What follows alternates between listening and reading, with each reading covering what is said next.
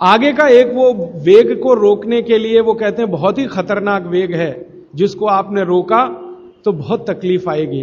अब उसमें आप बहुत सारे तर्क और सवाल कर सकते हैं। भूख, भूख, ये भूख एक ऐसा वेग है जिसको अगर आपने जबरदस्ती रोकने की कोशिश की तो इसमें सबसे ज्यादा रोग उन्होंने गिनाए हैं। 103 रोग हैं अगर भूख को जबरदस्ती रोकने की कोशिश आपने की। और वो कहते हैं पहला रोग शुरू होगा एसिडिटी से और आखिरी जाएगा अंतड़ियों का कैंसर, इंटेस्टाइनल कैंसर। इसलिए कहते हैं भूख को जबरदस्ती मत रोकिए। अब तुरंत आपके मन में सवाल आएगा, जी हम तो उपवास करते हैं तो उन्होंने कहा है एक सूत्र में कि उपवास शरीर के शुद्धि की क्रिया है। और वो आगे कहते हैं कि शरीर शुद्धि होती है तो मन और चित्त दोनों की भी शुद्धि होती है उसके साथ। तो उपवास एक क्रिया है जो शरीर शुद्धि, मन और चित्त तीनों की शुद्धि के लिए है, लेकिन उसके लिए नियम है।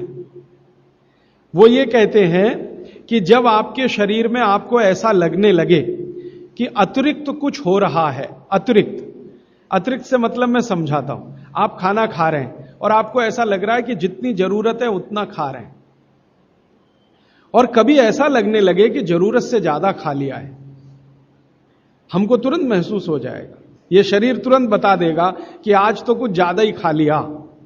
तो कहते हैं कि जब स्थिति ऐसी हो, वो किसी भी कारण से हो, आपको किसी चीज का स्वाद बहुत पसंद आ गया, या किसी ने बहुत आग्रह पूर्वक आपको खिला दिया, या आप कुछ इस स्थिति में थे, मूड आपका ऐसा था, ध्यान ही नहीं रहा, बातें करते करते या खाना खा रहे हैं ज्यादा चला गया, ऐसी किसी भी स्थिति में जब अतिरिक्त है तब आप उपवास के बारे में जरूर तय करिए, माने आप उपवास करिए। अब उन्होंने उपवास के नियम बताए, बहुत लंबा अध्याय है वो, उसमें से 2-3 महत्व के नियम बता देता हूं। पहला नियम यह है कि कभी भी उपवास अगर करना है तो सप्ताह में माने 7 दिन होते हैं, उसमें एक दिन का तो ठीक है, एक दिन का उपवास बहुत अच्छा है।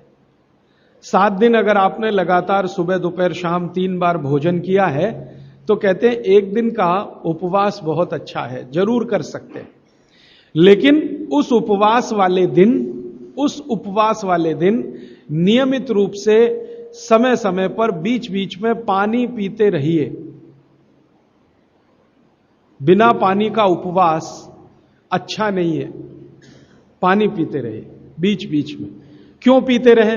वो कहते हैं कि आप भले उपवास करो, लेकिन शरीर के पेट में जो अम्ल बनने की क्रिया है वो तो रुकने वाली नहीं है, वो तो तभी रुकती है जब आप मर जाते हैं। ये तो सतत अम्ल को रिलीज करता ही रहता है, और पेट में जो अम्ल है वो ना हाइड्रोक्लोरिक एसिड है, खराब अम्लों में उसकी गिनती मानी जाती है। हाइड्रोक्लोरिक एसिड ही पेट में ज्यादा है, तो ये तो रिलीज होता ही रहेगा।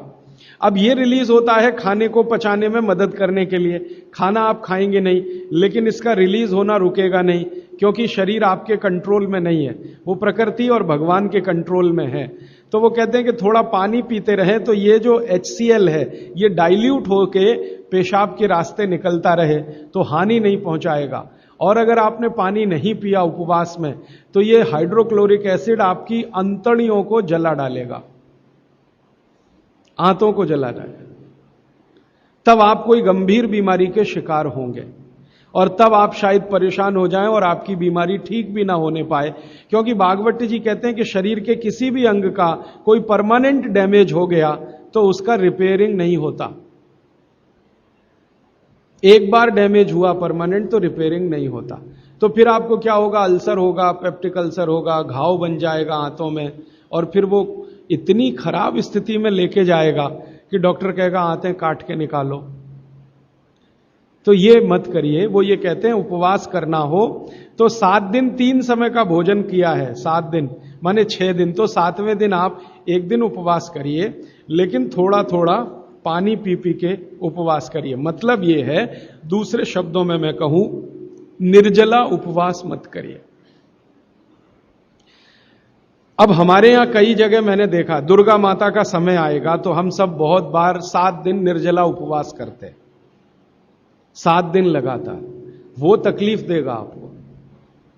आप करते हैं भक्ति भाव से, बहुत अच्छा है, लेकिन वो तकलीफ दे दे आपको शारीरिक रूप से, वो ठीक नहीं है। भागवत जी ने एक बहुत सुंदर सूत्र लिखा है। उन्होंने ये लिखा है कि जो शाकाहारी खाना खाने वाले लोग हैं, शाकाहारी, आप सब ज्यादातर उसी श्रेणी के हैं, इनके लिए उपवास अच्छा नहीं है, ज्यादा लंबा।